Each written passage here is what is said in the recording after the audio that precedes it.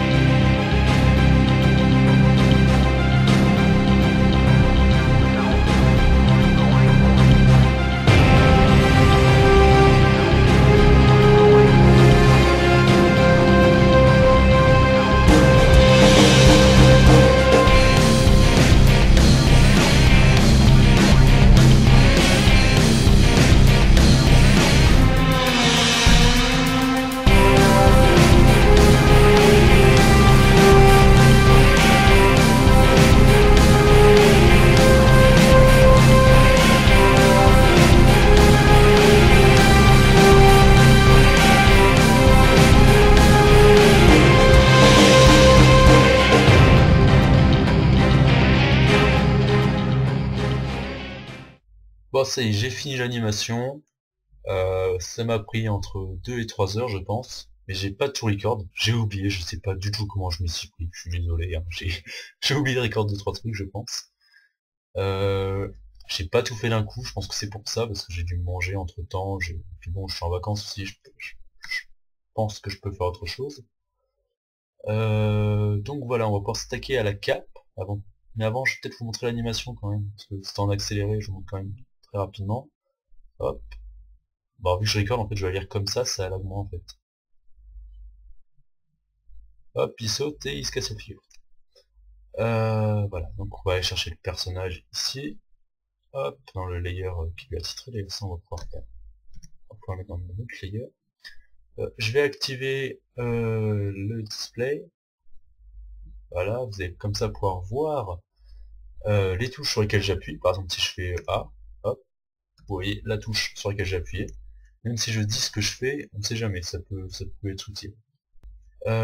Pour faire la cape, on va commencer par créer la cape. Moi, ça me paraît logique, personnellement.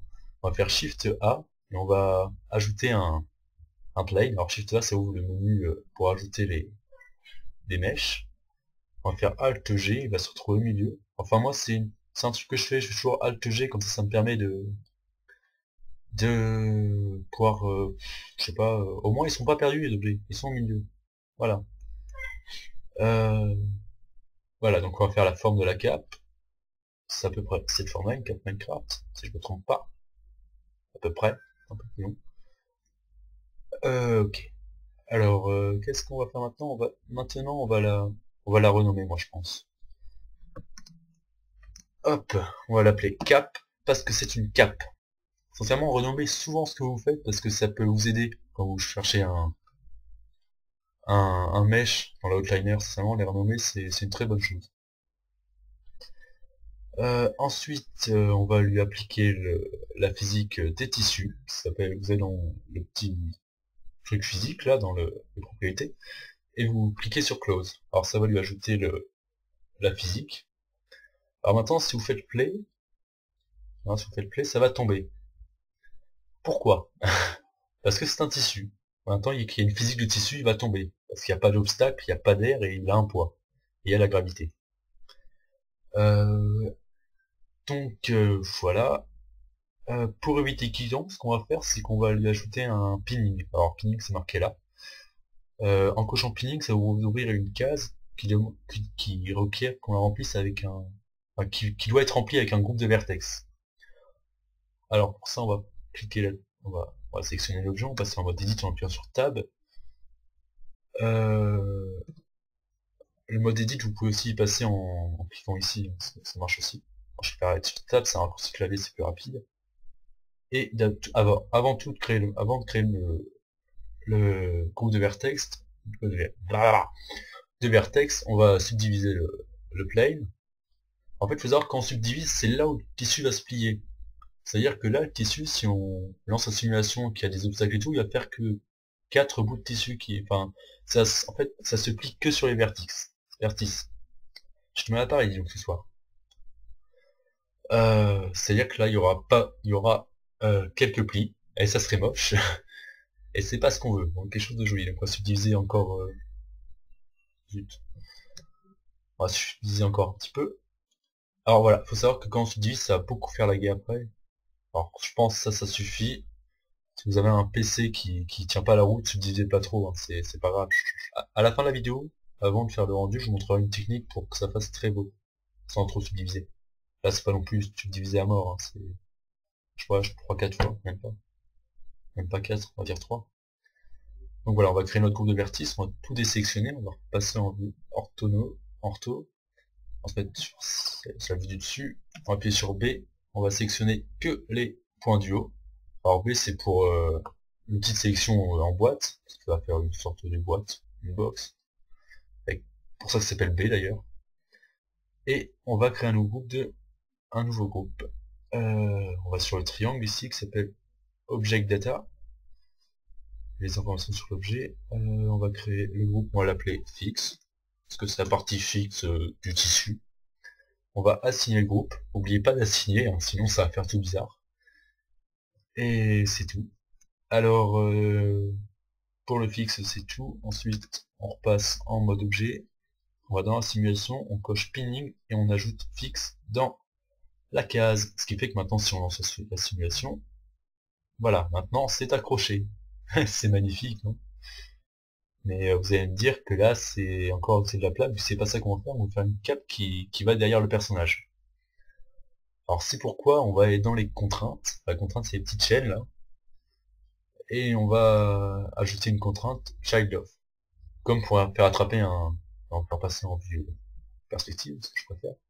On peut faire attraper un objet à un personnage comme ça d'ailleurs. C'est le même principe en fait. Et le target, la cible, c'est l'armature. Alors si vous avez juste un objet, vous mettez le nom de l'objet. C'est bien de les renommer, vous voyez, c'est utile. En ce qui me concerne, l'armature s'appelle Skeleton. Voilà. Le rig d'ailleurs, je pense qu'il sera pas téléchargeable. J'ai pas tellement les droits dessus, donc c'est le rig de la Mindblind DFR, et c'est pas moi qui l'ai fait, donc j'ai évité de m'avancer sur le sujet. Donc vous pouvez décocher Scale, parce qu'on va pas s'en servir. Voilà, alors ça c'est l'armature, ou l'objet, et quand c'est une armature, il va ajouter automatiquement la case bone. Donc le bone, c'est l'os à laquelle auquel la cape est rattachée. Donc ensuite on va vérifier un truc, on va vérifier que le groupe de vertex est en haut. Bah c'est bien, il est en haut. J'avais fait un test avant le tutoriel et puis il était en bas. Ça m'a fait une petite surprise quand j'avais lancé le rendu, c'était très bizarre, très dérangeant. Bah on va redimensionner la cape pour que ça arrive, pour que ça fasse la taille du personnage, enfin pour que ça aille à la taille du personnage. C'était un peu grande. Hop, on va la cliner un peu. Hop.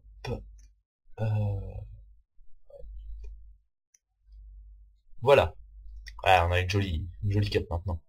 Alors, je ne vous apprends pas les bases de Blender, hein, c'est pas le but du tutoriel. Alors, moi, je vous montre juste comment faire une cape. En expliquant, bien sûr, mais je vous montre juste la cape. Hein. Donc maintenant, si vous avez l'animation, vous avez ça. Hein. La cape, elle est juste accrochée pour l'instant. En revenant au tout début, vous pouvez aussi hop, lancer la simulation de tissu. Et là, vous me dites, ouais, mais c'est pas normal, m'accélère, parce que la cape passe à travers le personnage. Alors, c'est pour ça qu'on va faire autre chose avant de lancer un rendu, par exemple. On va sélectionner le personnage, enfin les parties du personnage, parce que le mien, il est en 5 parties. Et on va juste ajouter la physique collision. Comme ça, la cape, qui a une physique aussi, va se cogner et va pas passer à travers comme on vient de voir. Les paramètres ici, vous n'y touchez pas. Ça, c'est pour les particules. Là, vous voyez, particules, particules, particules. Ah oui, enfin, sauf celui-là, parce que c'est pour les soft body et les vêtements. Mais sincèrement, il n'y a pas tellement besoin d'y toucher. C'est juste pour savoir si à quelle distance ça reste de l'objet. Donc vous faites ça pour tous les parties du personnage, toutes les parties du personnage. C'est très rapide à faire. Hop, et là j'emboîte. Voilà. Donc maintenant si vous relancez l'animation, voilà. Maintenant vous allez voir ça, bon ça va plus flaguer, mais au moins ça ne va pas passer à travers. Et là vous me dites, c'est moche. Je suis d'accord, là c'est moche. Déjà la cape elle est trop volatile et surtout un truc que j'avais dit que je dirais à la fin, mais je vais dire maintenant parce que j'y pense. Surtout il y a plein de petits carrés sur la cape. Vous êtes d'accord avec moi, c'est carrément moche. Je vous montre juste un petit rendu très rapide. J'attends juste que le personnage la cape soit bien dans le champ de la caméra. Si je fais la caméra, bon, ça devrait suffire. Hein. Voilà. Donc vous voyez, sincèrement, on différencie très bien les faces, ce qui est très moche. Et là, alors pour y remédier, il y a un truc qui est très simple à faire. C'est on va juste on va juste ajouter smooth, le modifier smooth qui est juste ici, le shading, au mesh. Là vous allez voir tout de suite c'est beaucoup plus lisse. Sincèrement il est génial ce modifier, ça va adoucir la lumière. Donc si on compare et qu'on fait un nouveau, si on fait un nouveau rendu et qu'on compare, j'ai oublié la lumière. Si on fait un nouveau rendu qu'on compare, normalement sincèrement ça devrait être beaucoup mieux. Hein. Qui me charge, merci. Vous voyez c'est beaucoup plus élégant. Ça ressemble beaucoup plus à une cape. J'en suis à combien de temps là? 9 minutes? Nickel. Ouais, mais là vous allez me dire, mais la cape, bon ça on voit plus là, ça c'est déchargé. Vous allez me dire, mais la cape, elle passe à travers la cape aussi. On ajoute une contrainte, une physique cohésion aussi. Alors non, alors pas au tissu, il y a autre chose. Vous descendez un peu dans l'onglet collision et vous cochez self collision. C'est-à-dire que la cape va, comme ça, va pas. Attendez. La cape va, voilà, censure quand même. La cape va pas passer à travers elle-même. Alors la qualité de la self collision, c'est vrai. Généralement, c'est pas censé dépasser la qualité de la collision tout court. Ah, tiens, on va parler des options.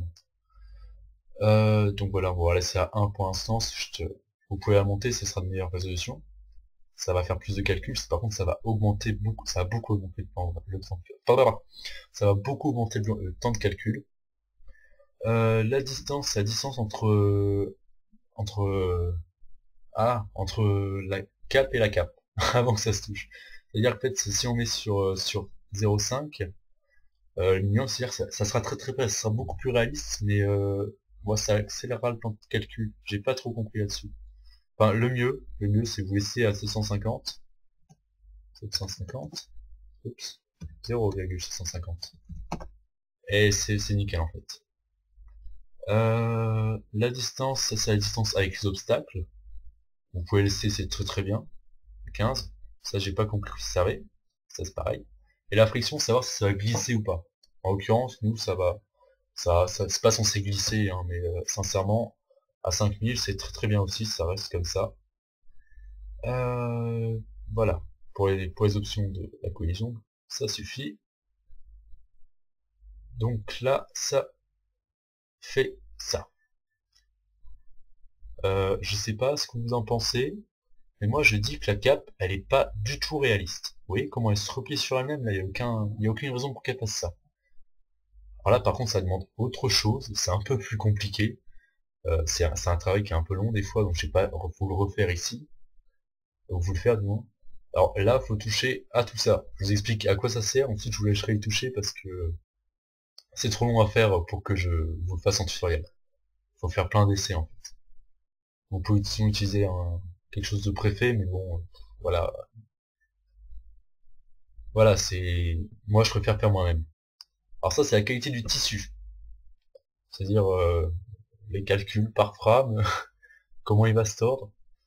Et ça c'est A5, c'est très bon déjà. Voilà. Par contre ça va être intéressant. Alors la masse c'est le poids du tissu. C'est-à-dire un tissu qui aura plus de poids aura tendance à tomber plus facilement. C'est logique d'ailleurs, parce que c'est logique. A tendance à tomber beaucoup plus facilement. Structural, c'est en fait c'est s'il va garder sa forme de base. Par exemple, si je monte beaucoup le structural, le tissu aura plus tendance à garder cette forme-là. Il aura plus tendance à ressembler à un rectangle qu'autre chose. Que là, il aura, je pense, jamais cette forme si je multiplie par 10 le structural. Jamais. J'ai déjà fait, il aura jamais cette forme-là. Le bending, alors ça c'est un peu plus compliqué encore, c'est savoir si il aura des plis ou pas. Ça ressemble un peu au structural, mais c'est différent si vous voulez. Savoir s'il va se replier sur lui-même. Par exemple, si pour faire le preset du cuir, il aura beaucoup de bending, je crois qu'il en a 150 000, mais il ne se plie pas sur lui-même. Il se déplie dès qu'il peut, c'est impressionnant. Ça, vous vous en fichez. Mais ça, c'est intéressant. Ça, c'est les frames qui vont être simulées avant l'animation. Les frames qui sont par ici, vous voyez. Par exemple, si je mets 5 frames, en mettez pas non plus des masses parce que sinon ça va laguer. C'est-à-dire, il va me simuler 5 frames. C'est-à-dire, la cape, au début de l'animation, va pas ressembler à ça. Elle va être déjà pré-simulée. Il va y avoir un petit peu d'animation dessus avant. Qu'on ne verra pas au rendu. Et ça permet d'éviter de commencer avec une cape qui est toute raide. Ensuite, voilà, alors le cache. Ça, je vais dire très rapidement, parce que je sens qu'il va y en avoir dans les commentaires des questions qui vont dire, on en voit même sur le Blender Clan des gens qui demandent pourquoi la simulation s'arrête. Alors ça, c'est la frame à laquelle la simulation commence, ça c'est à laquelle elle s'arrête. Donc si vous faites une animation qui dure par exemple 280 frames, je me suis pas arrêté ouais, à peu près 276 frames, vous mettez la fin à 276 frames. Voilà, c'est pas plus compliqué que ça. Vous la mettez pas plus loin. En l'occurrence, mon animation, normalement, elle est sur 210 frames. 210 frames ici.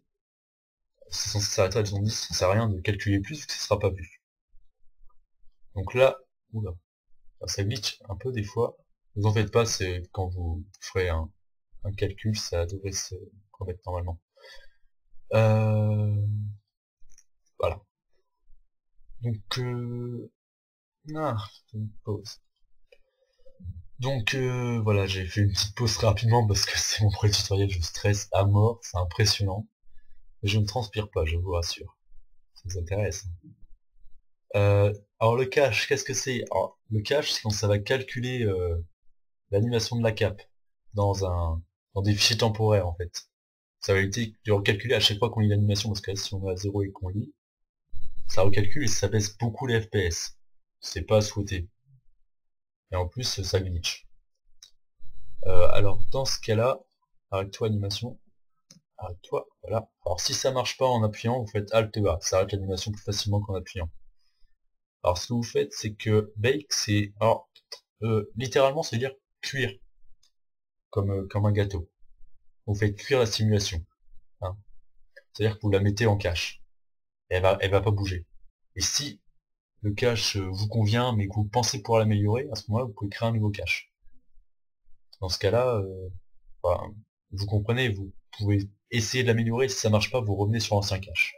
Bake, c'est pour faire cuire cette simulation-là, le mettre dans le cache. Bake All Dynamics, c'est pour faire cuire toutes les simulations en même temps, toutes les mettre dans le cache. Calculate to frame, c'est pareil, sauf que ça va mettre des keyframes. Ça c'est pour libérer tous les bakes, parce qu'en fait, ce qu'on va faire quand on va faire un bake, on va faire un très rapidement, ça ne va pas être trop long. J'ai rien dit. De toute façon, j'ai arrêté avant. Quand on fait un bake, alors pour arrêter la mise en cache, vous appuyez sur échappe. Voilà, maintenant vous avez un toute petite mise en cache. Voilà, alors maintenant, s'il ne vous convient pas, vous faites free bake. Comme ça, vous le libérez, vous n'en avez plus. Faites un peu jouer d'animation, on retourne au début. Oula. Zut. Zut. Mais libère-toi. Libère-toi. Je t'ordonne de te libérer. Voilà, très bien, il s'est libéré. Donc voilà. Le reste, c'est pas tellement important. Le reste, vous en avez pas besoin pour ce que je veux vous apprendre. Donc ensuite, je vous ai dit, vous avez juste à jouer sur les paramètres qui se trouvent ici pour obtenir les résultats qui vous intéressent. Donc je pense que c'est tout. Désolé de la pause, de la petite coupure, mais en fait je suis vraiment en état de stress là. C'est vraiment mon premier tutoriel, donc je suis un peu perdu. Donc je vais de mon côté faire les paramètres pour ma cape. Et on se retrouve juste après parce que je vais pas faire un timelapse parce que sincèrement il n'y a aucun intérêt de voir un curseur qui va augmenter et baisser les valeurs ici et, et regarder un pourcentage s'afficher à chaque fois pour le bake. Donc voilà, je vous reviens dans pas longtemps vu qu'il y aura du montage. Donc je vous reviens tout de suite. À tout de suite. Bon, j'ai fini le rendu, j'en suis à peu près fier quand même. J'ai fait mieux, mais j'ai fait pire aussi, hein. De toute façon, faut se dire que l'animation sera un peu arrangée au montage. Voilà, donc la cape, bah, c'est bien, hein. Bon, il y a un passage où elle glitch, mais sinon ça va. Le passage où elle glitch, c'est juste là, voilà. Là, elle a un peu glitché. Mais à part ça, c'est nickel, sincèrement. Vous voyez, la simulation de tissu sur Blender est vraiment géniale, très très bien fichue. Donc voilà, je vais vous proposer de vous abonner, peut-être. Non, je dis ça, je dis rien, hein, je vous oblige pas du tout. Ou juste de déposer un petit pouce vert, hein, ou de commenter. Alors voilà, si vous avez un problème, vous commentez, vous mettez... M'envoyez pas de MP pour ça, j'ai voir les commentaires, vous en faites pas. Non, les MP pour ça, c'est pas du tout la peine, Voilà. Je compte faire une seconde vidéo consacrée à ce tutoriel dans laquelle je répondrai aux problèmes dans les commentaires, s'il y en a. Bien sûr, je vais pas la faire tout de suite, hein, je vais attendre peut-être 2 mois avant de la faire, hein, sauf s'il y a beaucoup de questions d'un coup. Le lien s'affichera actuellement sur votre écran quand elle sera sortie. Voilà. Donc bien sûr, je réponds aux questions qui ne sont pas répondues dans le tutoriel, hein. Je fais une pause pour savoir ce que je vais dire, hein, parce que j'ai oublié. Ah si, ça y est, je sais ce que je vais dire. Alors en fait, je vous propose, sinon, à part ce premier tutoriel que je viens de faire, d'ailleurs que je pense que je vais refaire un autre jour parce que je pense que le résultat va pas être terrible, d'aller voir mes autres vidéos, mes animations. Sincèrement, je vous les conseille, mais après vous êtes seul juge, hein. Si vous êtes intéressé par Minecraft sur Blender, je vous propose aussi d'aller télécharger mon pack que je propose gratuitement, parce que oui, il y en a des payants, hein. Je le sais, j'en ai trouvé déjà des payants. Il est disponible gratuitement sur mon site, il y a un lien dans la description. Et au pire, je mets un lien en annotation sur la vidéo. Et mais j'ai déjà dit, hein, je pense. Je vous ai déjà dit de vous abonner et de laisser un commentaire ou un like, je pense que oui. Alors, ce sera tout pour cette fois. Au revoir et bon blend.